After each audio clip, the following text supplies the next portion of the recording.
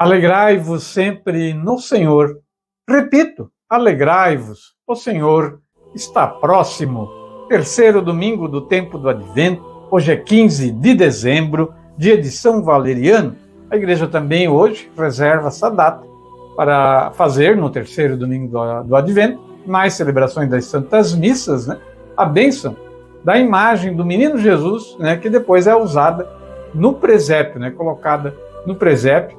Então é feita a bênção neste terceiro domingo do Advento, então hoje, durante as celebrações da Santa Missa, Se você ainda não levou, hoje à noite, na celebração das 19 horas, na Igreja Matriz, você poderá estar levando a sua imagem do menino Jesus, se ela não for abençoada, E a PASCOM, a Pastoral da Comunicação, muita alegria, traz mais uma vez o programa Minutos do Evangelho, aqui na Rádio 87.9 FM, a rádio da família ibiramense. Já estamos com essa parceria há mais de 3 anos, E se Deus quiser, se não tiver nenhum problema, a gente vai continuar com esse trabalho ainda por muito tempo. Só depende nem muito da gente, mas dos outros, Mas a intenção é continuar. O programa é realizado através da Pastoral da Comunicação aqui da nossa paróquia. Já falei, já estou me repetindo, É o ano terminando e a cabeça variando. Prefácio para esse domingo, da liturgia da Santa Igreja para esse terceiro domingo do Advento. Exultemos alegres nesse terceiro domingo do Advento, o domingo da alegria. A alegria e a paz nos alcançam, pois o Senhor está próximo. Rejeitando a autorreferencialidade, daremos espaço para abrigar Jesus entre nós.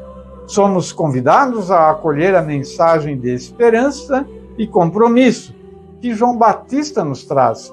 Isso estará na liturgia de hoje, Veremos no Evangelho que a gente vai trazer num dos blocos desse programa de hoje.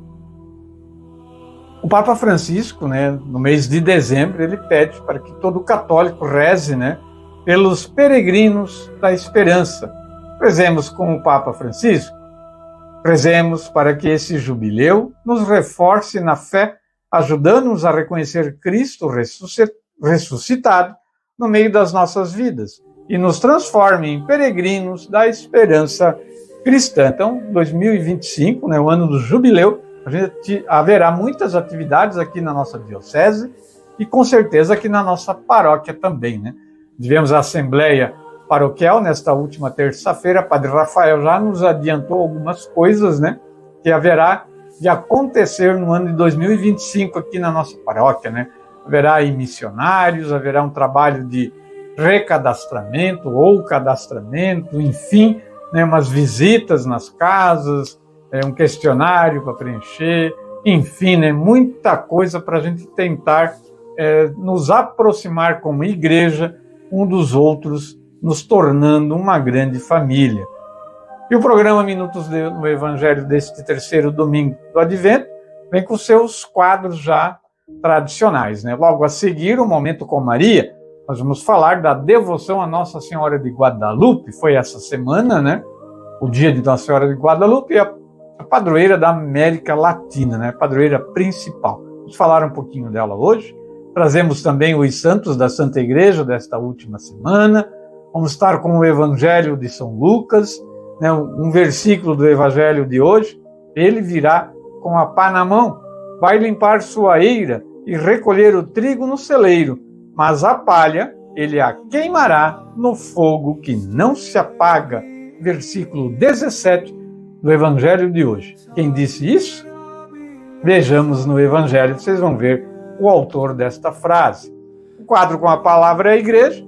Vamos ter o Eduardo, vamos ter a Jennifer e vamos ter o Christopher. Cada um com um bloco falando de um assunto específico no quadro com a palavra igreja de hoje. Vamos estar também trazendo a agenda da nossa paróquia, os compromissos paroquiais, música, reflexão, conhecimento da fé, da tradição e do magistério da nossa Santa Igreja. Também vamos ter a participação no final do programa do Padre Rafael, como já é de costume, né? A gente espera, temos projetos já para o ano que vem, a gente aumentar a participação do Padre Rafael nos nossos programas, né? Vamos ver se a gente consegue conciliar a agenda dele, né, com a nossa, né, para a gente poder nos reunirmos para pegar, né, a participação dele para colocar também no programa, tanto aqui da Rádio Comunitária como na Rádio Belos Vales, né? A intenção é essa, né? Os programas da semana e também nos programas de domingo, né? Ter mais a efetiva participação do Padre Rafael. Ele já sinalizou favorável, né? Só falta a gente conseguir conciliar o tempo, né? Ele sozinho aqui atendendo toda a paróquia não é fácil, né? Não é fácil. Ele, inclusive, falou isso na Assembleia Paroquial, uma Assembleia muito produtiva, né, que o resultado vai aparecer agora em 2025. Vamos continuar, então, com o nosso programa de hoje. Vamos ouvir uma música, depois a gente já traz aí o Momento com Maria de hoje, que a gente fala de Nossa Senhora de Guadalupe. Fiquem conosco.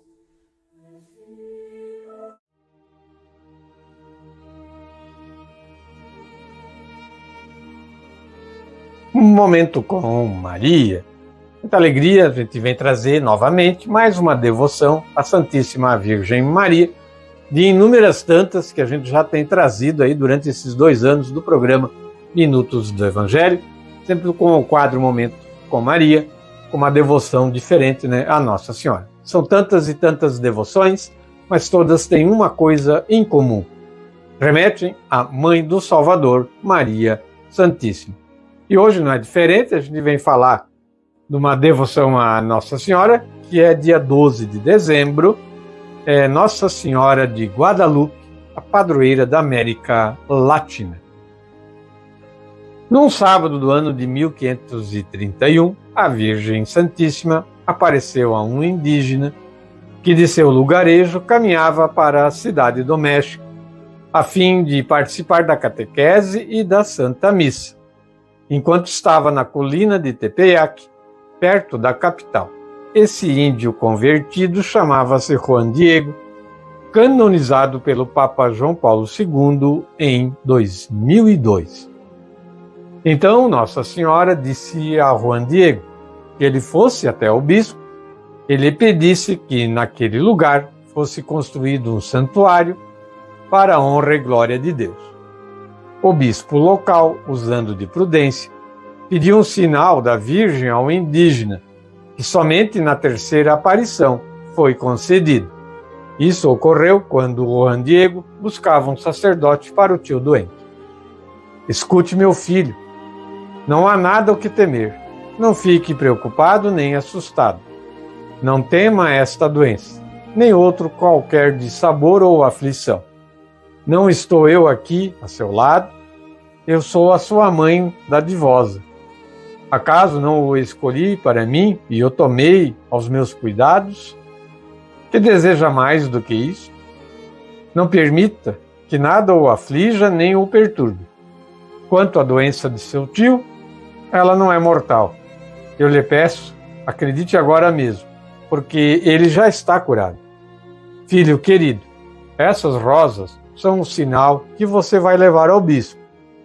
Diga-lhe em meu nome que nessas rosas ele verá minha vontade e a cumprirá.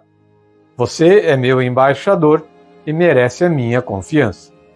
Quando chegar diante dele, desdobre a sua tilma, o seu manto, e mostre-lhe o que carrega, porém só em sua presença.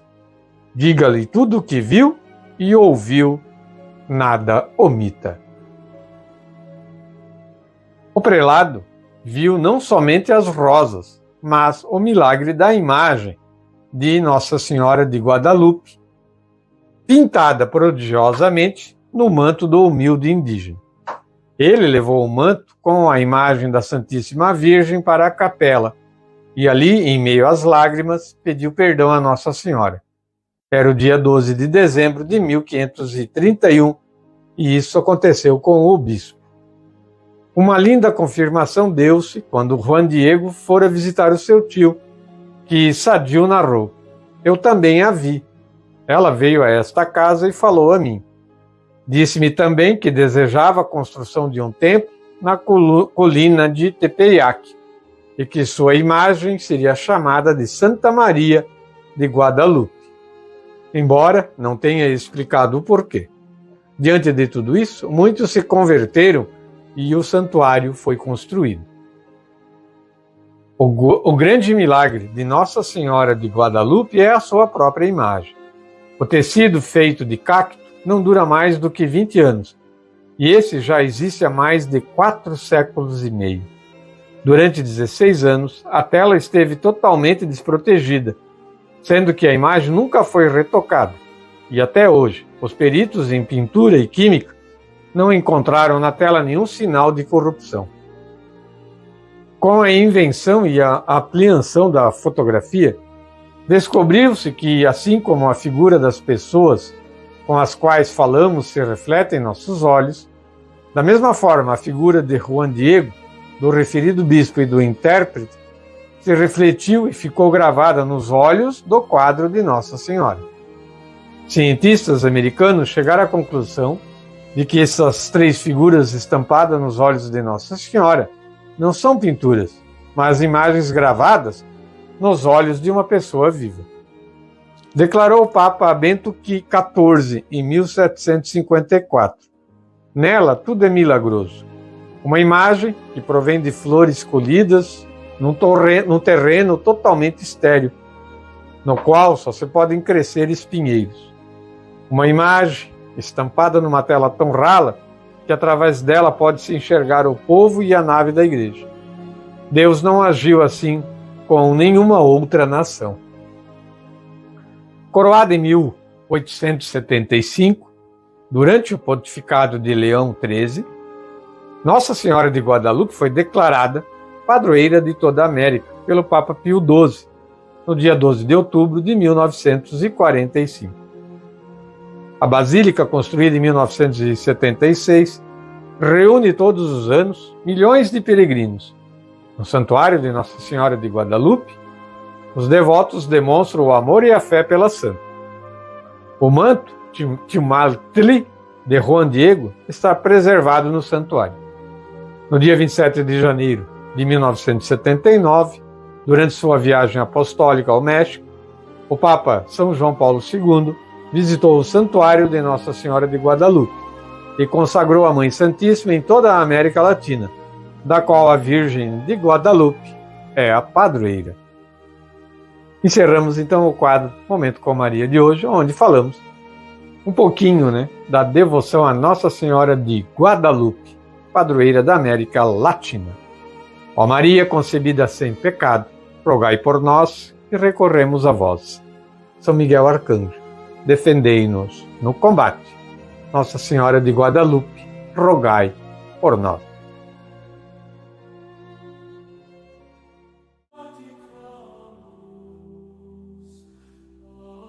Os santos da Santa Igreja Católica Apostólica Romana, de 9 de dezembro a 15 de dezembro, esse dia de hoje. Falamos de segunda-feira, dia 9 de dezembro, dia de São Juan Diego. O sobrenome eu não vou falar, que é um pouco complicado, é um nome indígena. São Juan Diego e Nossa Senhora de Guadalupe. São Juan é o vidente da aparição de Nossa Senhora de Guadalupe.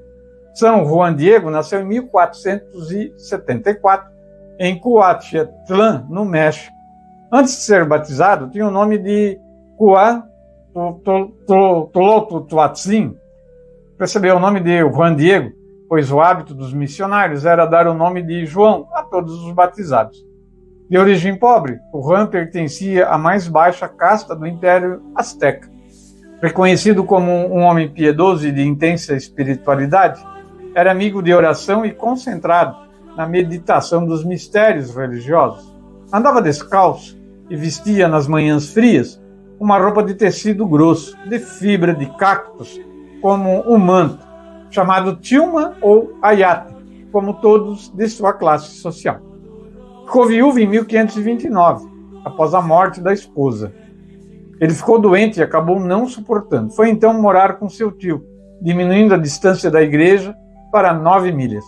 No dia 9 de dezembro de 1531, por volta de 3h30, durante uma das suas idas à igreja em Tepeyac, ocorreu a primeira aparição de Nossa Senhora de Guadalupe.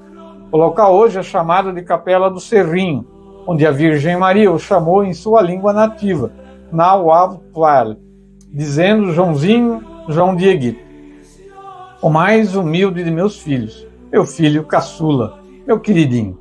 No dia 12 de dezembro de 1531, o Juan estava indo à cidade quando a Virgem apareceu e o consolou. Em seguida, mandou que ele fosse no alto da colina de Tepeyac e colhesse flores para ela. No píncaro da colina encontrarás a surpresa de flores desabrochadas. Só tens de as colher e trazê-las aqui. Vai, espero por ti. Apesar do frio, ele encontrou lindas flores, que colheu, colocou no seu manto e levou para Nossa Senhora. Após o milagre de Guadalupe, Juan foi morar numa sala ao lado da capela que acolheu a sagrada imagem. Dedicou o restante da sua vida propagando as aparições de Guadalupe aos seus conterrâneos nativos, que se converteram. Juan Diego faleceu no dia 3 de junho de 1548, aos 74 anos. Bonita essa história da aparição de Nossa Senhora de Guadalupe. Ela deixa impressa no manto do Juan Diego, a sua imagem. Muito bonito. Na terça-feira, 10 de dezembro, dia de Nossa Senhora de Loreto, também uma história muito bonita, de devoção aqui e fé. É uma celebração que recorda um acontecimento sobrenatural, o transporte da casa de Nazaré, onde Jesus viveu. Trata-se de uma casa com apenas 3 paredes, aberta ao mundo e a todas as pessoas. Assim se apresenta a Santa Casa de Nazaré, sob um precioso revestimento de mármore renascentista.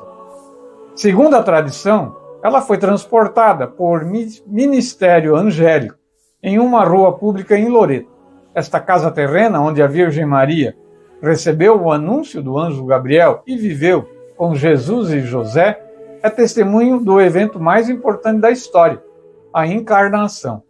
As pesquisas históricas, arqueológicas e científicas parecem confirmar a sua autenticidade. Sancionada pela primeira vez em 1310, com a bula do Papa Clemente V. Estudos recentes demonstram que as pedras do edifício foram elaboradas segundo o uso dos natabeus, conhecido na Galiléia no tempo de Jesus. Eles eram especialistas, Confirmam que os incisos em grafites nessas pedras são claramente de origem judaica cristã.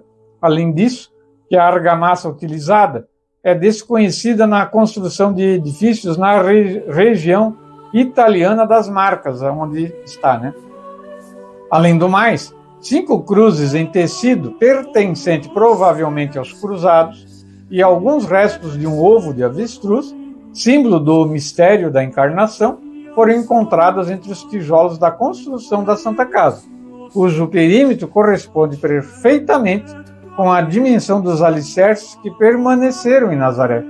História bonita para se aprofundar, Na quarta-feira, 11 de dezembro, dia de São Dámaso I. São Dámaso, de origem espanhola, nasceu em meados do ano de 305. Ocupou a sede de Roma de 366 a 384. Foi natural, ou pelo menos originário, da antiga Espanha. Seu pai e uma irmã, ao menos, Santa Irene, viveram também em Roma. São Dámaso erigiu em Roma a Basílica de São Lourenço, que recebeu o cognome de In Damaso. Viveu num período de grande agitação para a Igreja. No tempo de seu pontificado, era bispo de Milão o grande Santo Ambrósio, e São Jerônimo punha sua formidável inteligência a serviço da Igreja. São Dámaso teve que enfrentar um cisma causado por um antipapa, isso no início do seu pontificado. Infelizmente, esse não consistiu num único problema para o Papa, já que teve de combater o arianismo, que negava a consubstancialidade de Cristo com o Pai. Sendo ele Papa, chegou quase a extinguir-se a heresia ariana, não totalmente. O imperador Teodósio, se não encontrou nele um indomável mestre de moral como Santo Ambrósio, encontrou um Papa que afirmou sempre, com serena firmeza, a autoridade da Sé Apostólica. Papa Dámaso celebrou em Constantinopla o segundo concílio ecumênico, onde publicou a fórmula da confissão de fé com a definição dogmática sobre a divindade do Espírito Santo. São Dámaso, o Papa mais notável do século IV, Faleceu em 11 de dezembro de 384, na chamada Cripta dos Papas, por ele explorada nas catacumbas de São Calixto. No fim de uma longa inscrição, escreveu: aqui eu, Damaso, desejaria mandar sepultar os meus restos, mas tenho medo de perturbar as piedosas cinzas dos santos. Humildade e discrição de um Papa verdadeiramente santo, que de fato preparou para si a sepultura, longe, num local solitário, à margem da Via Ardeatina, próximo ao sepulcro de sua mãe e irmã. Quarta-feira, então, um grande Papa, São Damaso.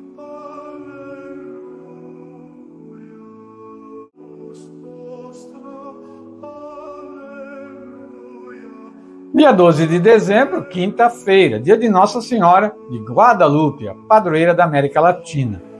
Num sábado de 1531, a Virgem Santíssima aparece a um indígena. Caminhava ele para a cidade do México a fim de participar da catequese e da missa, quando estava na colina de Tepeyac, perto da capital. Esse índio convertido chamava-se Juan Diego, que foi canonizado em 2002 pelo Papa João Paulo II, São João Paulo II. Então Nossa Senhora disse a Juan Diego que ele fosse até o bispo e lhe pedisse que naquele lugar fosse construído um santuário para a honra e glória de Deus. O bispo local, usando de prudência, pediu um sinal da Virgem ao indígena, que somente na terceira aparição foi concedido. O grande milagre de Nossa Senhora de Guadalupe é a sua própria imagem. O tecido feito de cacto não dura mais do que 20 anos, e esse já existe há mais de 4 séculos e meio. Durante 16 anos, a tela esteve totalmente desprotegida, sendo que a imagem nunca foi retocada. E até hoje, os peritos em pintura e química não encontraram na tela nenhum sinal de corrupção. No ano de 1971, alguns peritos, inadvertidamente, deixaram cair ácido nítrico sobre toda a pintura. E nem a força de um ácido tão corrosivo estragou ou manchou a imagem. Milagre de Deus, né?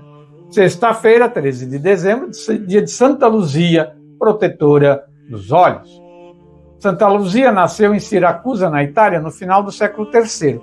Conta-se que pertencia a uma família italiana rica, que lhe deu ótima formação cristã, a ponto de ter feito um voto de viver a virgindade perpétua. Com a morte do pai, Luzia soube que sua mãe, chamada Eutícia, a queria casada com um jovem de distinta família, porém pagão. Santa Luzia vendeu tudo, deu aos pobres, e logo foi acusada pelo jovem que a queria como esposa.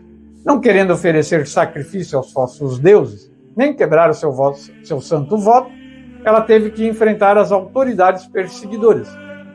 Quis o prefeito da cidade, Pascácio, levar a desonra à Virgem cristã, mas não houve força humana que a pudesse arrastar. Firme como um monte de granito, várias juntas de bois não foram capazes de a levar. Santa Luzia é muitas vezes representada com os sobreditos bois. As chamas do fogo também se mostravam impotentes diante dela, até que, por fim, a espada acabou com a vida tão preciosa. A decapitação de Santa Luzia se deu no dia 13 de dezembro do ano de 304. Conta-se que antes da sua morte teriam arrancado os seus olhos.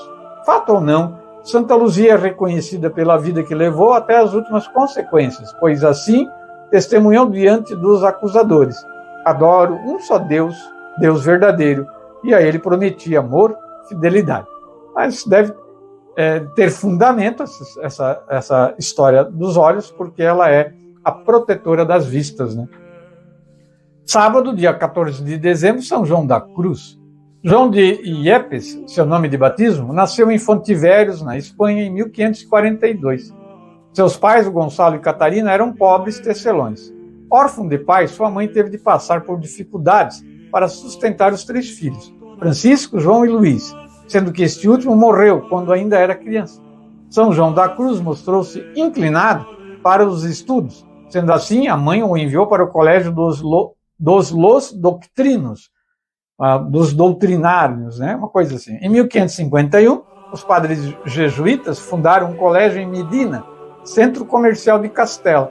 Nele, esse grande santo estudou ciências humanas, retórica e línguas clássicas. Estudou por 3 anos. No fim de sua formação, viu que sua vocação era a vida religiosa. Renovando sua profissão religiosa de acordo com a regra primitiva, assumiu um novo nome, João. Denominou-se da Cruz. Em 1572, a pedido de Santa Teresa, tornou-se confessor e vigário do Mosteiro da Encarnação em Ávila. Pregador místico, escritor e poeta, esse grande santo da Igreja faleceu após uma penosíssima enfermidade no ano de 1591, com apenas 49 anos. Foi beatificado por Clemente X em 1675 e, em 1726, canonizado por Bento XIII. No ano de 1926, o Papa Pio XI o declarou doutor da Igreja. E hoje, domingo, dia de São Valeriano, 15 de dezembro, terceiro domingo do Advento, dia de São Valeriano. Valeriano foi um bispo romano de Avensano, Avensa ou Abenza, uma antiga sede episcopal da província romana da África proconsular identificável. Hoje, com as ruínas de Borj Adomni, na arquidiocese de Cartago, no norte da África, que viveu no século V.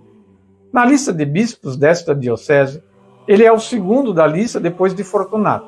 São Valeriano tornou-se um bispo muito velho, com mais de 80 anos, depois de seu antecessor Fortunato. Ele é lembrado por se recusar a obedecer a Gengerico, rei dos alanos, dos vândalos. O rei chegou com suas tropas à cidade, querendo que o bispo lhe entregasse todo o mobiliário da igreja. São Valeriano protestou pela violência dos soldados e, por isso, foi expulso e exilado de sua cidade. Junto de São Valeriano, outros 8 bispos do norte da África enfrentaram o difícil exílio. São Valeriano, lembrado como confessor, sempre pronto e disponível para atender e dar assistência àqueles que lhe procuravam. Permaneceu fiel à sua fé até sua morte, ocorrida durante uma de suas peregrinações. Vítor da Vida define-o como Santos Valerianos, abença civitatis episcopos, enquanto Floro e Adonis o recordam em seus martirológios, respectivamente em 28 de novembro e 15 de novembro. O nome de São Valeriano foi incluído no martirológio romano no dia da sua festa, em 15 de dezembro. Então, os santos da Santa Igreja Católica Apostólica Romana são do site católico cançãonova.com. A gente acaba trazendo ele resumido aqui, porque é muita coisa para falar da vida de cada um. Mas a gente resume um pouquinho. Quem puder, pesquise aí sobre a vida dos santos. Vamos ouvir o salmo da liturgia deste domingo. E o salmo é muito importante a gente sempre estar rezando ele. O canto desse salmo de hoje, que é de Isaías 12. Exultai cantando alegres, habitantes de Sião, porque é grande em vosso meio o Deus Santo de Israel. Vamos ouvir a música.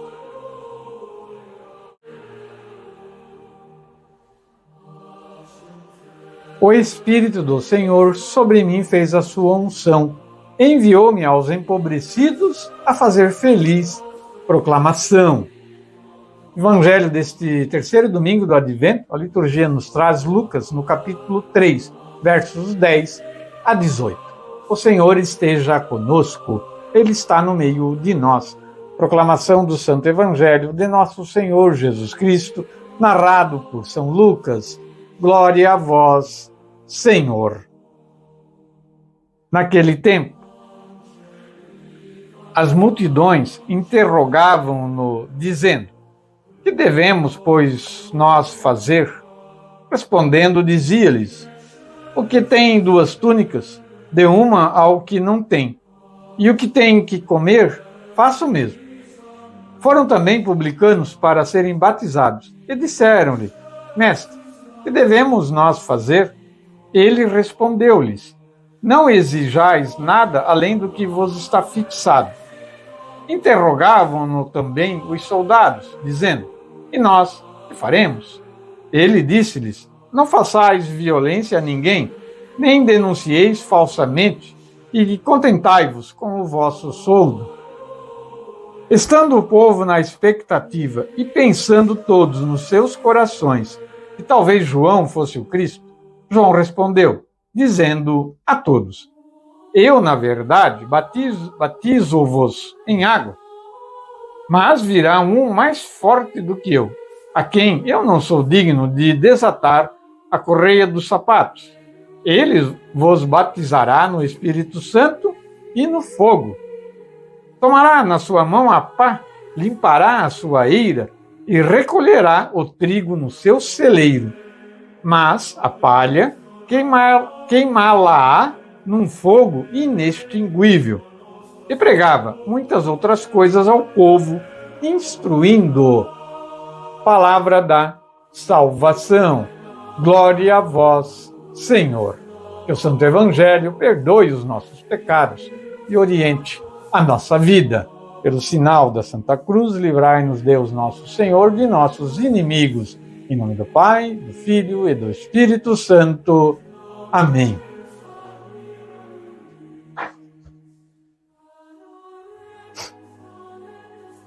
Nós vamos trazer, então, a reflexão deste evangelho de hoje, que São Lucas, que fala um pouquinho de São João Batista, o precursor.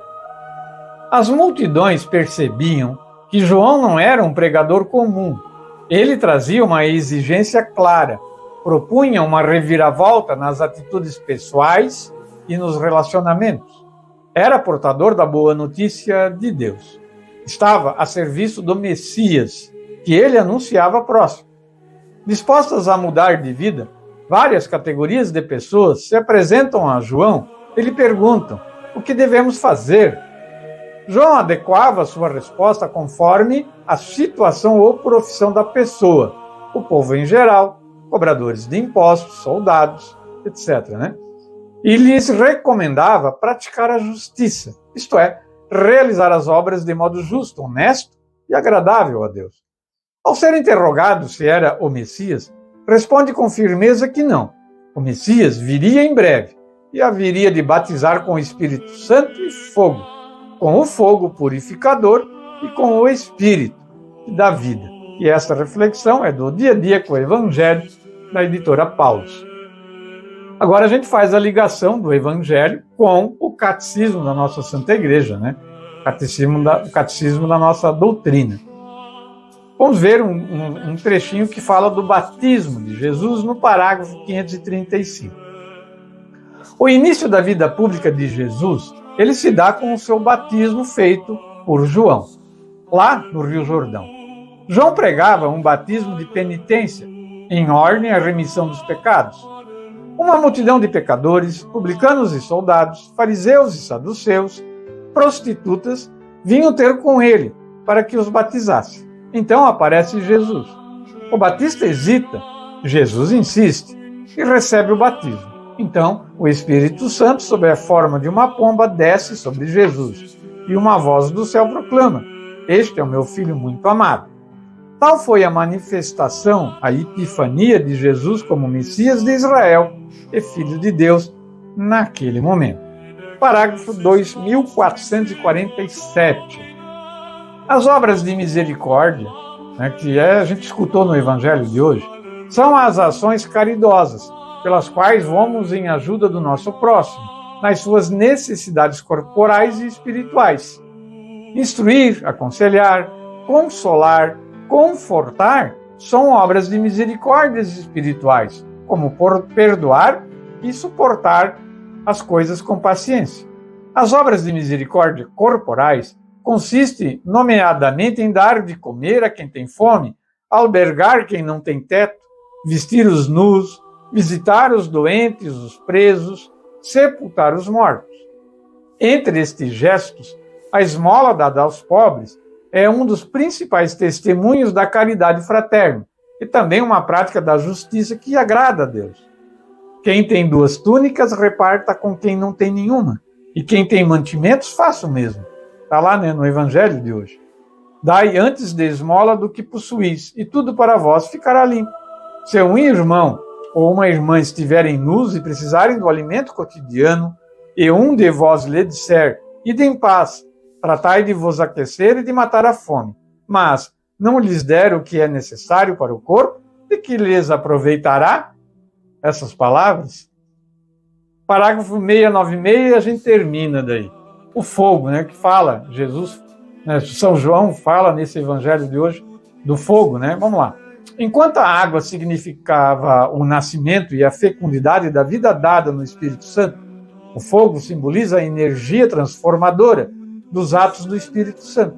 O profeta Elias, que apareceu como um fogo e cuja palavra queimava como um facho ardente, pela sua oração, faz descer o fogo do céu sobre o sacrifício do Monte Carmelo, figura do fogo do Espírito Santo, que transforma aquilo em que toca.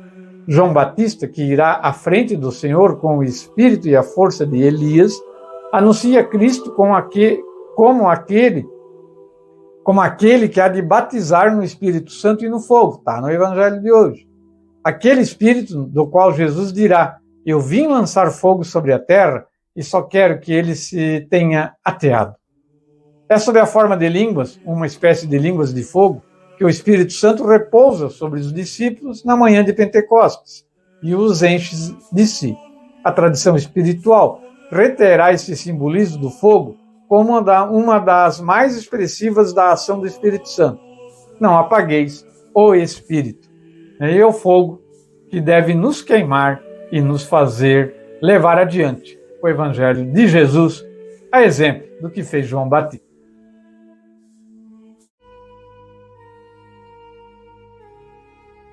Olá, meu nome é Eduardo Adolfo Flores, eu sou ministro da Eucaristia da Paróquia Santo Huberto de Birame. Nos últimos programas nós falamos a respeito das virtudes cardeais, aquelas que guiam o ser humano em busca do caminho dos céus. Mas, antes de nós trabalharmos as virtudes cardeais, nós não podemos esquecer das virtudes chamadas teologais. As virtudes cardeais nos ensinam a fazer com que o caminho ao céu seja um caminho prudente, um caminho correto, um caminho de retidão. A virtude teologal nos ensina a ter um contato mais íntimo com Deus. Essas virtudes nos são infundidas através do Espírito Santo quando somos batizados. E o católico consegue desenvolver isto com a máxima prudência, seguindo os caminhos de Deus. As virtudes teologais se dividem em 3: fé, esperança e caridade. Dentre elas, a que mais se prevalece de todas as 3 é a caridade. Vamos ver o que o padre Paulo Ricardo nos diz no artigo chamado O que são virtudes teologais. Nesse artigo ele explica um pouco mais a respeito das virtudes teologais em si, mas ao qual eu gostaria de chamar mais atenção a você que nos acompanha é no artigo número 2 deste trabalho feito pelo padre Paulo Ricardo. Neste ponto ele diz o seguinte: em sentido estrito, as virtudes teologais costumam ser designadas em função de sua forma ou objeto próprio, e por isso se distinguem em 3. A fé, cujo o objeto é a verdade primeira dita ou comunicada; a esperança, cujo objeto é suma bondade enquanto bem para nós; e a caridade, cujo objeto é a suma bondade enquanto bem em si mesmo. É importante nós entendermos que a fé é a primeira verdade dita por nós. É a primeira verdade dita por Deus, principalmente. A esperança é um ato de bondade quanto a nós. Nós temos que ter a esperança em Deus e entender que Ele está no controle de absolutamente tudo em nossas vidas. E a caridade, que é a suma bondade enquanto bem em si mesmo. Nós somos caridosos perante as outras pessoas que necessitam e com nós mesmos. Vamos aprofundar estes 3 temas nos próximos programas e espero contar com você acompanhando a gente nas próximas semanas. Um forte abraço e até a próxima.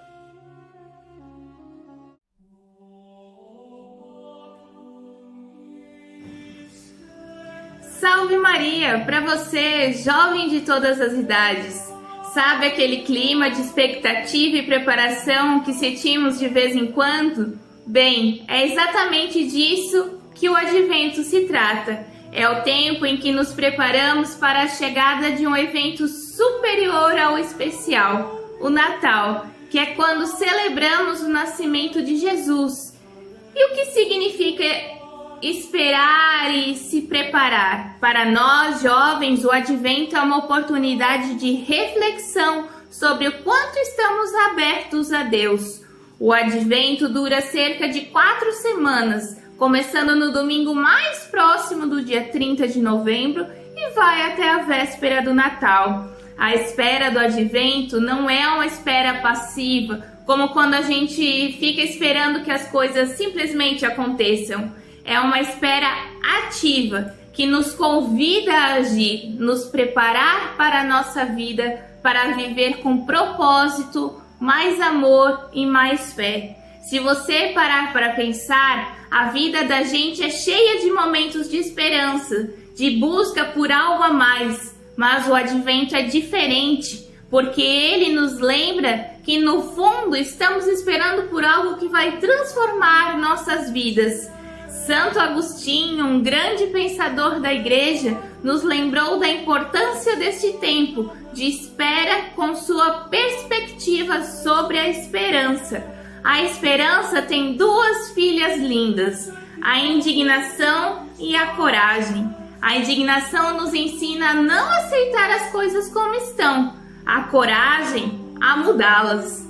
Durante o Advento, somos inspirados a olhar ao nosso redor e nos questionar sobre o que podemos mudar ou melhorar. Uma das imagens mais bonitas do Advento é das velas que acendemos cada vez, e cada vela tem um significado: esperança, paz, alegria e amor. Essas velas são como um sinal para a gente que mesmo em tempos de escuridão ou dificuldade, a luz de Cristo sempre nos guia. Santa Teresa de Lisieux, conhecida como a Pequena Flor, nos deixa uma mensagem sobre humildade e o amor. O menor movimento puro de amor e mais útil à Igreja do que todas as outras obras juntas. Isso nos lembra que mesmo em nossas ações diárias, podemos fazer diferença durante o Advento, seja através de pequenos gestos de bondade ou atenção ao outro. Será que nesse Advento podemos olhar mais para quem precisa de nós?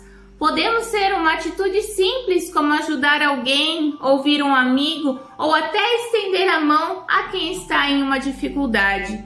É uma oportunidade no meio de nossa vida corrida a refletir sobre o que realmente importa e como podemos ser sinais de amor e luz para o mundo. O Advento é, na verdade, um tempo para todos nós, que muitas vezes estamos em busca da nossa identidade, da nossa missão. E o Advento é o momento de nos lembrarmos que nossa busca é mais profunda, é por Cristo, que vem ao nosso encontro e nos chama para uma vida mais plena. Vamos embarcar nessa jornada de preparação com inspiração, guiados pelas palavras sábias e experiências dos santos, e deixar que essas 4 semanas fortaleçam nossa esperança e enriqueçam nossa vida. Espero que este período te traga muita luz e paz. Até a próxima. Paz e bem.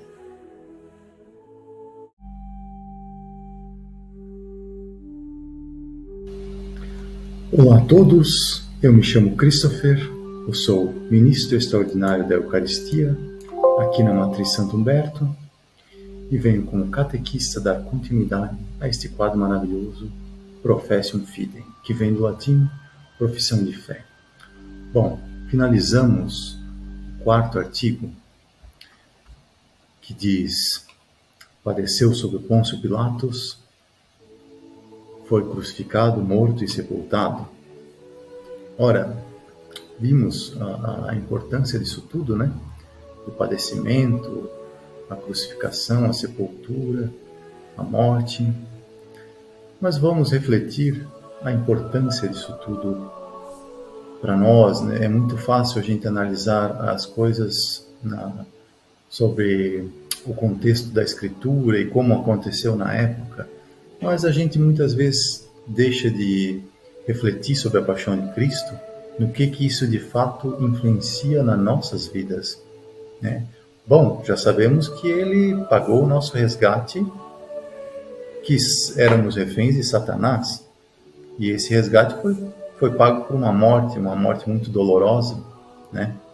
Imagina todo o sofrimento que ocorreu com Nosso Senhor, tudo que Ele sentiu, os escárnios.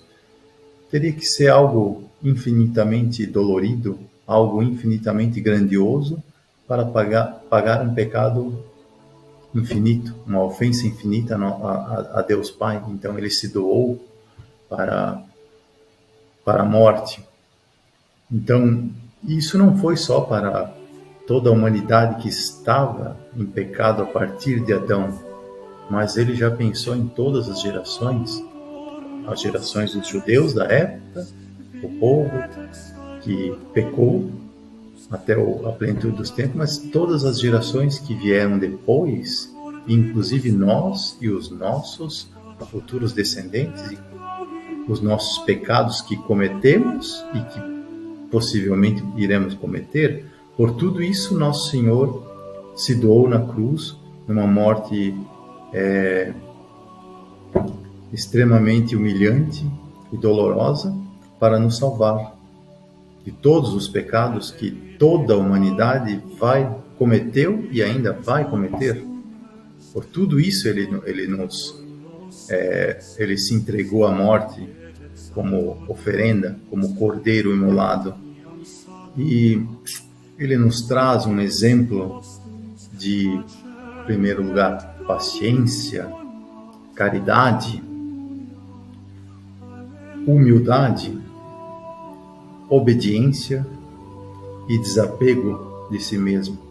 Tudo isso são esses 5 exemplos que Ele traz para nós, ora, como querendo que, além de se oferecer para pagar pelos nossos pecados, Ele nos guia para fazermos igual, para exercitarmos nossa paciência, a nossa humildade, a nossa obediência, exercitarmos a nossa caridade e, principalmente, esse desapego, assim como Ele não se importou com a própria carne em sofrer tudo isso, nós devemos nos desapegar deste mundo para segui-lo até o mundo celestial, até a eternidade, sermos dignos de pertencer à eternidade e vê-lo face a face. Ele nos guiou, Ele mostrou o caminho, devemos seguir, fazer a imitação de Cristo, né? Seguirmos Ele em todos esses passos, matar cada vez o nosso ego, não deixar o nosso ego falar por nós. Como diz São Paulo, né? Já não é mais eu que vivo em mim, mas Cristo vive em mim. Então permitamos que Cristo viva em nós. E cada vez mais matamos o nosso ego para deixar que Cristo faça a sua vontade e fazemos parte da obra de Deus.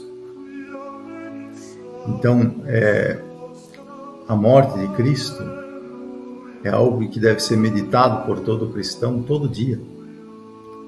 Cada vez que você tiver em seu pensamento uma sugestão para cometer um pecado, pense em Nosso Senhor, no sofrimento que Ele passou para libertar você deste mesmo pecado que você está pensando em cometer, ou até que cometeu, né? Mas ainda, graças a Deus, nós podemos, mesmo que pecar, ainda nessa vida, pedir perdão através do sacramento da confissão. E todos esses sacramentos só existem por causa do sangue derramado de Nosso Senhor Jesus Cristo. Afinal de contas, os sacramentos são nada mais que nada menos canais de levar vias para o sangue precioso de Nosso Senhor Jesus Cristo vir até nós. Os sacramentos são os canais que levam a gente esse sangue. Esse sangue foi derramado na cruz Portanto, tudo isso só aconteceu por esse sacrifício que ele fez. Então, que possamos meditar sobre a paixão de Cristo e evitar ao máximo o pecado. Eu desejo a todos um bom domingo, uma ótima semana. Pacem Domini Omnibus. A paz do Senhor para todos. Amém. E agora o programa Minutos do Evangelho traz a agenda paroquial semanal do dia 16 ao dia 22 de dezembro. Nós vamos falar agora, então, nesse momento, que é a agenda da paróquia. Na segunda-feira, né, dia 16 de dezembro, é amanhã, 7h30 da noite, terá início, né, será a abertura do novenário de Natal, né? A gente já teve novena de Natal aqui na paróquia, mas com certeza desta maneira nunca houve, é inédito.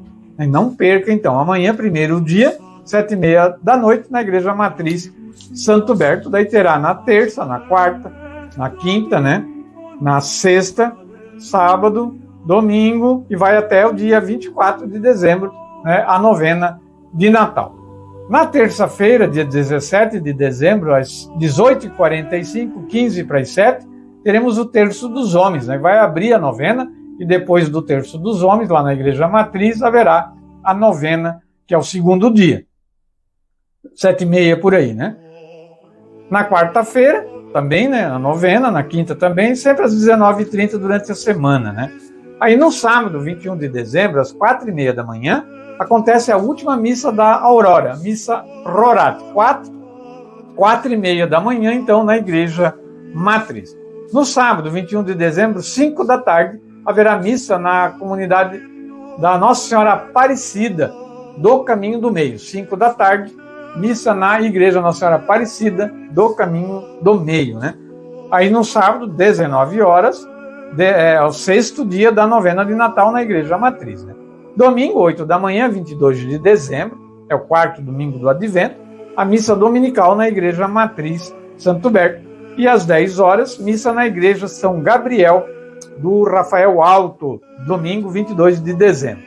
E às 19 horas, no domingo 22 de dezembro, a sétimo dia da novena de Natal.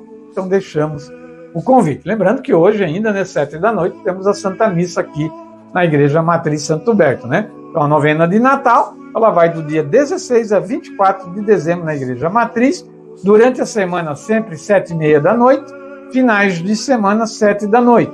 E dia 24, que é o último dia da novena, será às 5 da tarde, porque depois à noite temos a missa do Galo, né?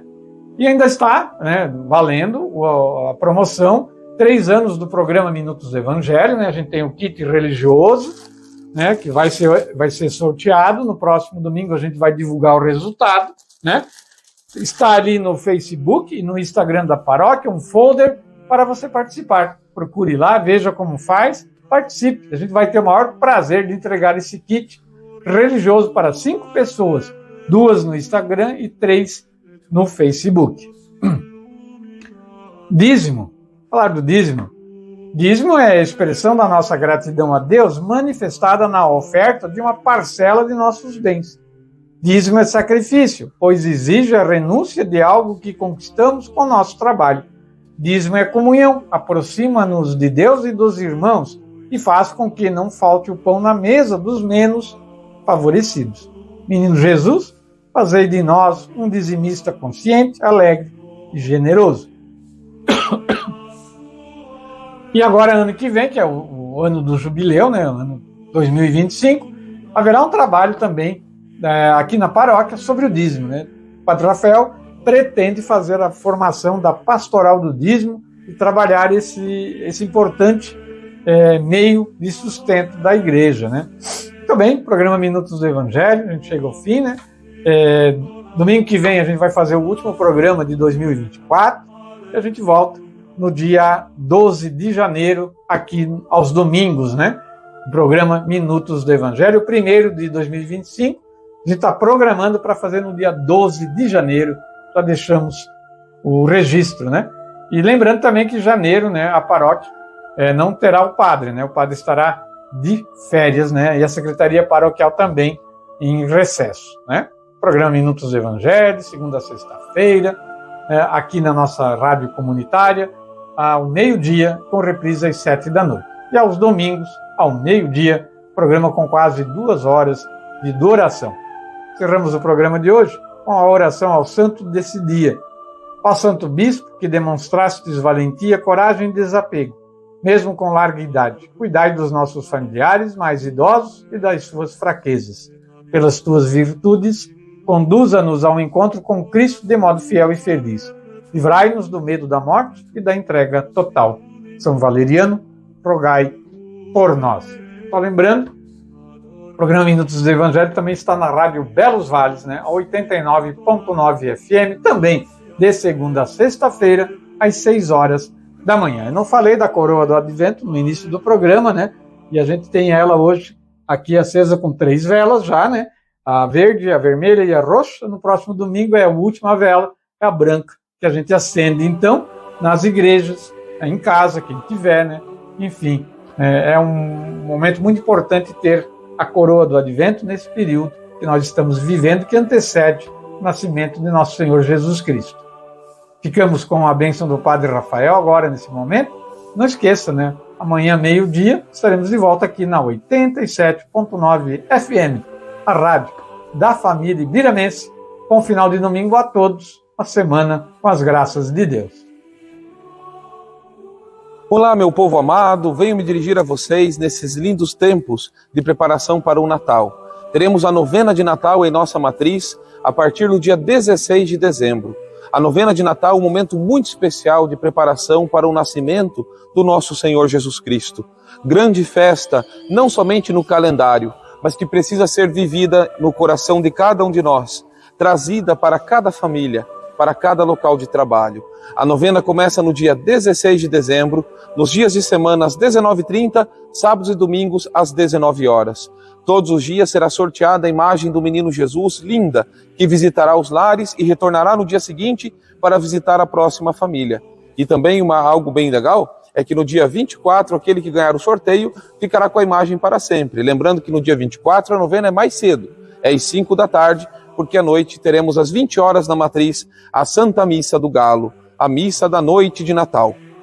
Meus queridos, próximo dia 16, 19h30, começa o solene novenário do Natal. Estejamos juntos, celebrando com muita alegria e muita piedade. Que Deus te abençoe, meu grande abraço, e até logo, em nome do Pai, do Filho e do Espírito Santo. Amém.